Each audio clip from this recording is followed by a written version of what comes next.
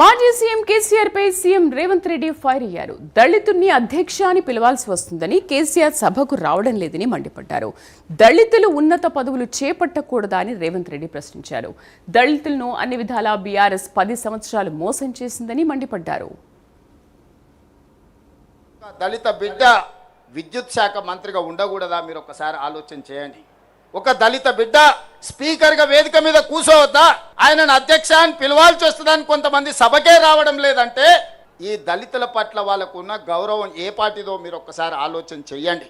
అందుకే వాళ్ళను మోసం చేసిన ఏ జాతి అయితే అవమానానికి గురైందో ఆ జాతే సభాధ్యక్షుడు హోదాలో కూర్చుంటే ద్రోహం చేసిన వాడు మాట్లాడాలన్నా అధ్యక్ష నాకు మైక్ ఇవ్వాలి అని అడుక్కునే పరిస్థితి ఈరోజు తెలంగాణ రాష్ట్రంలో ప్రజా ప్రభుత్వం కల్పించిందన్న విషయం ఈరోజు మా మిత్రులకు గుర్తు చేయదలుచుకున్నాం. చాలా మంది మా పిల్లలు ఉన్నారు. ఉస్మానియా యూనివర్సిటీ 110 సంవత్సరాల చరిత్ర ఉన్న ఉస్మానియా యూనివర్సిటీకి ఏ ఒక్క రోజైనా మీ జాతి వాడు 110 ఏళ్ల వైస్ ఛాన్సలర్ అయ్యిందా? మీరు ఒకసారి చెప్పండి.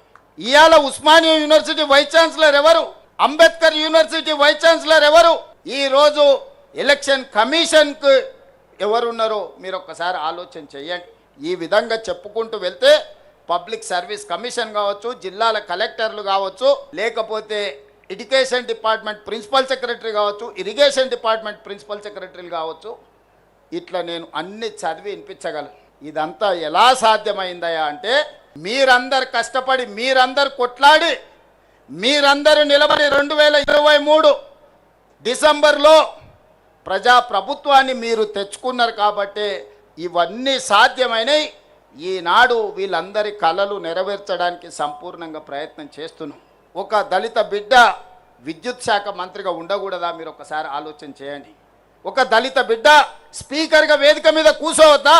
ఆయనను అధ్యక్ష అని పిలవాల్సి వస్తుందని కొంతమంది సభకే రావడం లేదంటే ఈ దళితుల పట్ల వాళ్ళకు ఉన్న గౌరవం ఏ పార్టీదో మీరు ఒక్కసారి ఆలోచన చెయ్యండి. అందుకే వాళ్ళను మోసం చేసిన ఏ జాతి అయితే అవమానానికి గురైందో ఆ జాతే సభాధ్యక్షుడు హోదాలో కూర్చుంటే ద్రోహం చేసిన వాడు మాట్లాడాలన్నా అధ్యక్ష నాకు మైక్ ఇవ్వాలి అని అడుక్కునే పరిస్థితి ఈరోజు తెలంగాణ రాష్ట్రంలో ప్రజా ప్రభుత్వం కల్పించిందన్న విషయం ఈరోజు మా మిత్రులకు గుర్తు చేయదలుచుకున్నాం. చాలా మంది మా పిల్లలు ఉన్నారు. ఉస్మానియా యూనివర్సిటీ 110 సంవత్సరాల చరిత్ర ఉన్న ఉస్మానియా యూనివర్సిటీకి ఏ ఒక్క రోజైనా మీ జాతి వాడు 110 ఏళ్ల వైస్ ఛాన్సలర్ అయ్యిందా? మీరు ఒకసారి చెప్పండి. ఇవాళ ఉస్మానియా యూనివర్సిటీ వైస్ ఛాన్సలర్ ఎవరు? అంబేద్కర్ యూనివర్సిటీ వైస్ ఛాన్సలర్ ఎవరు? ఈరోజు ఎలక్షన్ కమిషన్కు ఎవరున్నారో మీరు ఒక్కసారి ఆలోచన చేయండి.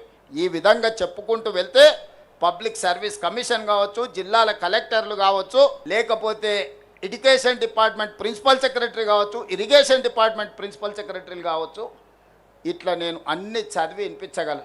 ఇదంతా ఎలా సాధ్యమైందయా అంటే మీరందరు కష్టపడి, మీరందరు కొట్లాడి, మీరందరూ నిలబడి 2023 డిసెంబర్లో ప్రజాప్రభుత్వాన్ని మీరు తెచ్చుకున్నారు కాబట్టి ఇవన్నీ సాధ్యమైనవి. ఈనాడు వీళ్ళందరి కలలు నెరవేర్చడానికి సంపూర్ణంగా ప్రయత్నం చేస్తున్నాం.